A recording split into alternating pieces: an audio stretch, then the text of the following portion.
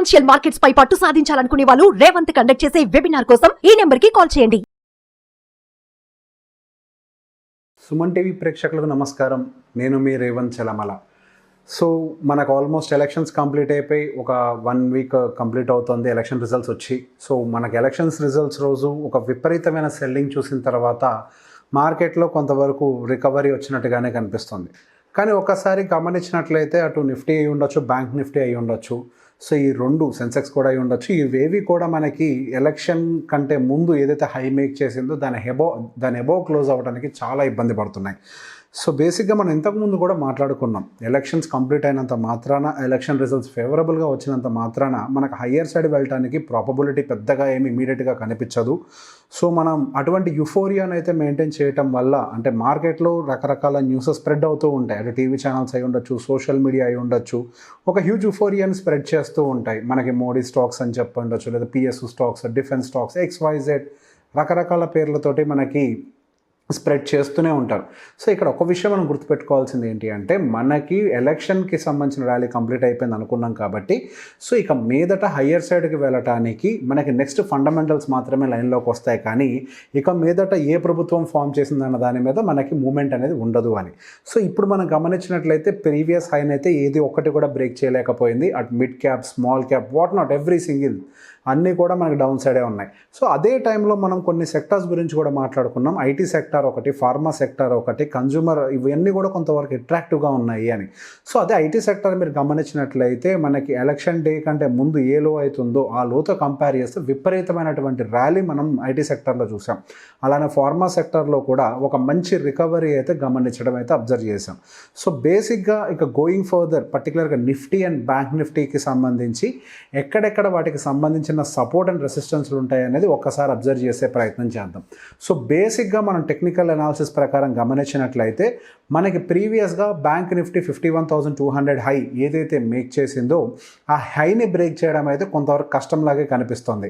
So ఇంతకాలం మనకి ఒక యుఫోరియా తోటి పైకి వెళ్ళింది, ఇప్పుడు అది లేదు.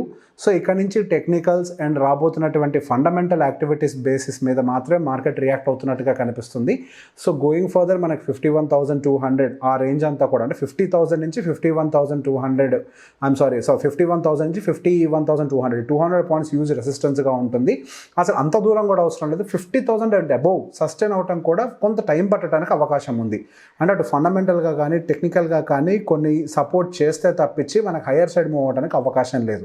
సో బేసిక్గా అదే నిఫ్టీ విషయంలోకి వచ్చేసరికి మనకు హయ్యర్ సైడ్ మూవ్ అవ్వాలంటే సేమ్ కండిషన్, ప్రీవియస్ది ఏదైతే బ్రేక్ అయిందో అంటే 23,250 టు 23,400 ఇవాళ హై ఏదైతే మేక్ చేసిందో దాని అబోవ్ క్లోజ్ అవ్వడం కూడా చాలా కష్టమే.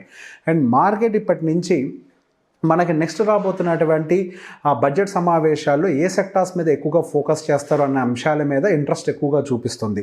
సో గోయింగ్ ఫర్దర్ ఇంతకు ముందులాగానే అగ్రెసివ్గా బీజేపీ గవర్నమెంట్ డెసిషన్స్ తీసుకుంటుందా అంటే అవకాశం లేదు. ఎందుకంటే ఇప్పుడున్నది బీజేపీ గవర్నమెంట్ కాదు, ఇప్పుడున్నది ఎన్డీఏ ప్రభుత్వం. సో ఎన్డీఏ ప్రభుత్వం అంటే ఒక కూటమితో కూడి ఫామ్ అయినటువంటి ఒక ప్రభుత్వంలో ఇంతకు ముందులాగా aggressive decision making, one single sector మీద ఫోకస్ పెట్టడం, లేదా ఇంతకుముందు ఉన్న సెక్టార్స్ మీదనే ఇంకా ఫోకస్ని ఎక్స్టెండ్ చేయటం అనేది ఎంతవరకు సాధ్యము అనే ప్రశ్న మనకి మార్కెట్ వర్గాలు విపరీతంగా డిస్కస్ చేసుకుంటున్నాం. సో బేసిక్గా మనకి ఇక మీదటి డిఫెన్స్ స్టాక్స్ అంటే పెరగవు, వాటికి ప్రాబబిలిటీ లేదు అనట్లేదు. బేసిక్గా ఏ సెక్టార్కైనా బిజినెస్ ప్రాబబిలిటీ ఉండడం అనేది సహజమే.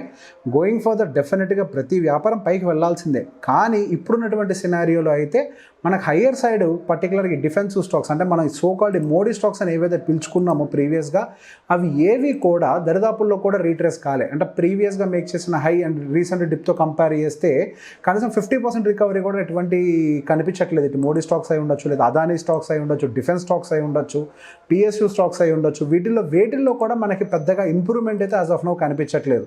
సో గోయింగ్ ఫర్దర్ మేబీ మనకి మార్కెట్లో అగైన్ ఒకసారి న్యూస్ వచ్చిన తర్వాత, అంటే మనకి బడ్జెట్ సమావేశాలు పూర్తయిన తర్వాత ఏదైనా ట్రిగ్గర్ రావచ్చేమో చూడాలి. అండ్ దాంతోపాటుగా మనకి యూఎస్ రిలేటెడ్ డేటాస్ కూడా, అంటే ఫెడ్ రిలేటెడ్ డేటాస్ని అయితే మార్కెట్ చాలా కీన్గా అబ్జర్వ్ చేస్తుంది. సో రీసెంట్గా యూరోపియన్ సెంట్రల్ బ్యాంక్ వడ్డీ రేట్లను కొంత తగ్గించింది. సో దానివల్ల మార్కెట్స్లో కొంతవరకు పాజిటివిటీ, అంటే పర్టికులర్గా ఐటీ సెక్టర్ స్టాక్స్లో కొంతవరకు పాజిటివిటీ కనిపించింది. సో ఆ ఐటీ సెక్టర్స్ వెనకాల, అంటే ఐటీ సెక్టర్ వెనకాల ఉన్న ర్యాలీకి ఒక గల కారణం ఏంటి అని అంటే, రానున్న రోజుల్లో పర్టికులర్గా మనకి వడ్డీ రేటు తగ్గింపు ఉండడానికి అవకాశం ఉంది అని ఒక మంచి ఎక్స్పెక్టేషనే. సో బేసిక్గా అలానే మనకి యూఎస్కి సంబంధించిన ఎఫ్ఓఎంసీ మీటింగ్ కూడా విత్ ఇన్ ఫ్యూ డేస్ ఉండబోతోంది, 1-2 days అనుకుంటా మేబీ. సో బేసిక్ మనకి ఎఫ్ఓఎంసీ మీటింగ్లో కనుక ఏమన్నా మంచి విషయం అంటే వడ్డీ రేట్ల తగ్గింపు గురించి మాట్లాడటం కానీ లేదా తగ్గించినా కానీ ఏదైనా జరిగినట్లయితే మనకి కొంతవరకు అగైన్ ఐటీ సెక్టార్లో కొంతవరకు మంచి ర్యాలీ రావడానికి అయితే అవకాశం కనిపిస్తుంది. సో ఇప్పటివరకు ఆల్రెడీ ఏవైతే ర్యాలీ అయ్యాయో అవైతే పెద్దగా ఏం మూమెంట్ చూడకపోవచ్చు, కానీ ఇప్పటివరకు ర్యాలీ కానీ ఏవైతే ఉన్నాయో ఈ పాజిటివ్ న్యూసెస్కి కొంచెం బాగా రియాక్ట్ అవ్వడానికి అయితే మంచి ప్రాబబిలిటీ కనిపిస్తుంది. సో ఐటీ సెక్టార్లో అఫ్కోర్స్ మనకు నెంబర్స్ బాగున్నా బాగోకపోయినా ప్రొజెక్షన్స్ ఏం పెద్దగా అద్భుతంగా ఏమి ఇవ్వట్లేదు ఎవరు కూడా ఐటీ సెక్టార్లో. బట్ కాకపోతే మనకి ఫండమెంటల్ న్యూస్ పర్టికులర్గా మనకి ఈ వడ్డీ రేట్ల తగ్గింపు అనేది ఐటీ సెక్టార్కి మంచి మూమెంట్ ఇస్తుంది.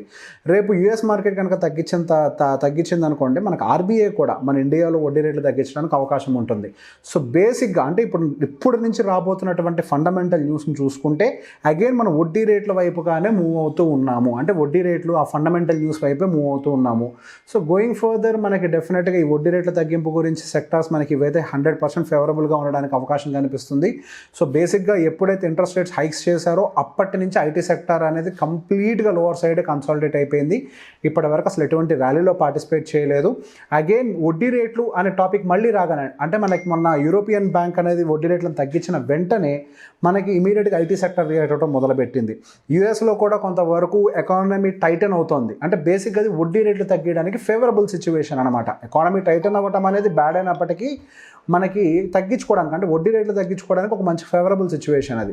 సో బేసిక్గా వడ్డీ రేట్లు తగ్గిస్తే ఈ పర్టికులర్ సెక్టార్స్ అంటే సర్వీస్ సెక్టార్స్ ఐటీ బేస్ అంటే ఐటీలో ఉన్నటువంటి సర్వీస్ సెక్టార్స్కి ఎక్కువ అడ్వాంటేజ్ జరుగుతుంది. కాబట్టి మన ఇండియా అందులో ఐటీ సర్వీస్ బేస్డ్గా ఉంటుంది కాబట్టి మన ఇండియన్ ఐటీ అంతా కూడా సో మన దగ్గర మూవ్మెంట్ అనేది ఎక్కువగా కనిపిస్తుంది. అండ్ ఈవెన్ ఇఫ్ మీరు గమనించినట్లయితే యూఎస్లో ఇప్పటి వరకేం పెద్ద ఐటీ సెక్టార్స్లో మూవ్మెంట్ లేదు. That just because of Nvidia లాంటి కొంచెం పెద్ద 4-5 కంపెనీల మూవ్మెంట్ వల్ల హైయర్ సైడ్ వెళ్తుంది, కానీ అక్కడ కూడా ఏమంత స్ట్రాంగ్గా లేదు. ఇక్కడ నెక్స్ట్ రాబోతున్నటువంటి ఒక మంచి పంపింగ్ ఇచ్చే అంటే మార్కెట్కి ఒక మంచి ఉత్సాహం ఇచ్చేటువంటి న్యూస్ ఏదైనా ఉంది అని అంటే వడ్డీ రేట్లకు సంబంధించి ఒకటే మనం దృష్టిలో పెట్టుకోవాలి. సో ఈ ఎఫ్ఐఎంసీకి సంబంధించిన డీటెయిల్స్ ఏవైతే రాబోతున్నాయో వాటిని కీన్గా అబ్జర్వ్ చేయండి.